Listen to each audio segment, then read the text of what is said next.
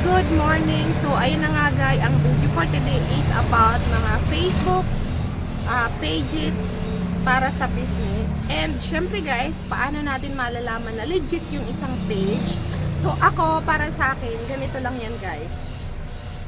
Sa Facebook page business namin, nakalink doon, may nakapin post ako na nilalagay yung official cellphone number ko na ginagamit at saka yung official GCash number ko. And of course guys, nakalagay din doon yung personal profile account ko sa Facebook. And of course, pwede nyo akong tawagan or i-video call to prove na yung katransact nyo dun sa page na yon ay legit at ako po yun. So, nag-iisang ako. So, lahat ng business pages namin, naka-indicate talaga doon yung personal Facebook account ko at saka cellphone number ko at official GCash number na ginagamit. So, wala kayong ibang katransact. Pagka nagbigay sa inyo ng ibang GCash number, ayan, mag-ano na kayo, tawag na ito, magduda na kayo kasi scam yan. So, katulad ng pinsan ko na scam siya ng 10,000. So, ganun lang. So, ganun guys, ugaliin natin na mag-legit check tayo para talagang maano natin na legit yung makausap natin. Kasi kawawa naman yung mga may Facebook pages na legit na nakikipag-transact. Kaya ugaliin po natin na i-check muna kasi minsan kahit marami ng followers, yun pa sila yung mga nang-i-scam. Minsan naman yung mga legit na may Facebook pages, kunti pa lang yung followers or likers na legit talaga sila, yun tuloy yung mga hindi pinagkakatiwalaan. So, para sa akin, is ilagay na natin sa mga sa Facebook page natin, sa business page natin, yung mga Facebook profile account natin, tsaka official GCash number, tsaka yung mga kakilala nyo, alam naman nila yung mga number, ayun. So, pwede kayong i-video call nyo muna, tapos pwede nyong hingian yung buyer ng valid ID. So, sa mga seller naman katulad ko, pag nagbibigay ako ng kopya ng valid ID ko, hinahide ko syempre yung birthday ko, ganyan, yung ID number, ganyan. Pero malalaman mo naman na legit kasi yung pangalan nandun, tapos yung page na yun kung nakalink talaga yung account, tapos yung 'di ba sa GCash naman nakaano doon yung pangalan, ganyan. So, mali-legit check talaga natin kasi ang dami talaga ngayon, grabe yung mga scammers talaga. So, naawa ako dun sa pinsan ko kasi napakabait noon. Super love na love niya yung kapatid niya and bilang yun tawag na ito, celebration nila, tapos nauwi sa ganun. So, nakakaawa naman. And isa pa yung kakilala namin, yun naman sa Facebook naman, na-hack yung Facebook account. Tapos, minessage lahat ng kakilala. And, ewan ko kung anong ginawang mga message. Basta nakakollect ng parang 15K. Late na kasi nung na-report ng may-ari ng Facebook na nahack yung Facebook niya. Ganun. And, yun na nga guys, sabi ko nga sa inyo, pagka hindi nyo naman is i-check nyo muna bago kayo ng mga link na sinesend sa inyo. Makikita nyo naman yan kung legit o hindi.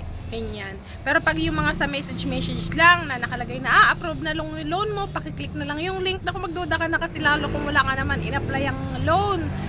Tsaka, yun, isa pa pala yung tawag nito, yung may nagbabahay-bahay na kunwari sasabihin na may utang daw yung kapatid mo, ganyan.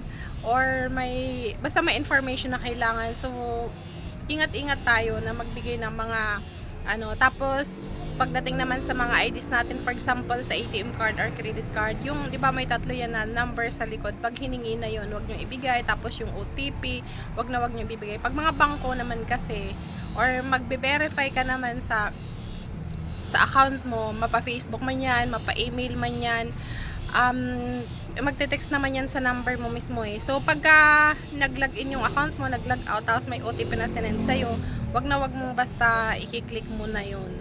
Ganun.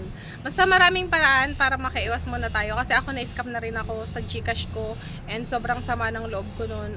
5,700 yung sa akin, nakuha sa GCash ko. Tapos, ni-report ko naman siya. So, ang ginawa lang nung is, ayun, ang tawag na ito, parang terminate lang ni Globe yung number na yon. Tapos kung magkakaso kasi matagal pang proseso, ang daming kailangan, tapos kailangan mo pa pumunta talaga dun sa cybercrime division, ganyan. So, re-report ko. Pero yun, agad-agad re-report ko talaga siya kay GCash. Kaso, mabilis talaga yung ano nung nag-scam din sa akin. Kasi, na-transfer niya agad yung pera. Kasi, ang unang ginawa ni GCash is hinold. I-hold sana yung GCash niya kung nandun pa yung pera. Eh, wala na. So, wala na. Kasi kung na-hold agad yun, may ibabalik sa akin yung pera ko ni GCash. So, kaso, hindi. Kasi nailipat niya na. Kaya yun. Pero syempre na-report ko agad, kaya ang ginawa na lang ni GCash is din-activate yung GCash account niya. Ganon. So, report agad, basta report agad guys. Sa GCash man yan or kung ano man. Tapos, pag may nang scam sa inyo, report nyo agad yan. Ipa-blatter nyo kaagad para yung pangalan na yon. Tapos, bago kayo magbayad, hingian nyo muna siya ng ID. As in valid ID, makikita man kung valid o hindi. Isa o dalawa. Kasi pera yung bibitawan nyo eh. Para pag nag-police report tayo, so may pangahawakan tayo na ganun IDs. So, yun. Kaya ingat-ingat talaga, doble ingat talaga. And, ugaliin natin mag-legit check. Kawawa naman yung may mga business katulad namin or natin na may mga Facebook pages na legit. Tapos, mas tinatangkilik pa yung mga fake accounts. Diba? Yung mga fake pages kaysa dun sa legit.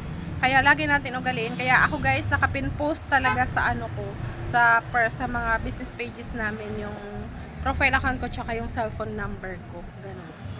So, tapos yung email address din na ginagamit ko magkaiba para kasi yun na nga, isa pa rin yan sa natutunan ko. Hindi ko na nilalagay yung personal email address ko sa mga ano. Iba yung pang business, iba yung pang personal na ginagamit mo. Like for example, yung pang GCash, pang bank. Iba yung ginagamit ko sa ganun para nga ayun maiwasan yung mga yung mga magamit-gamit yung mga account natin. So yun lang. So sana ano, doble ingat tayo palagi. So yun lang, have a good day guys.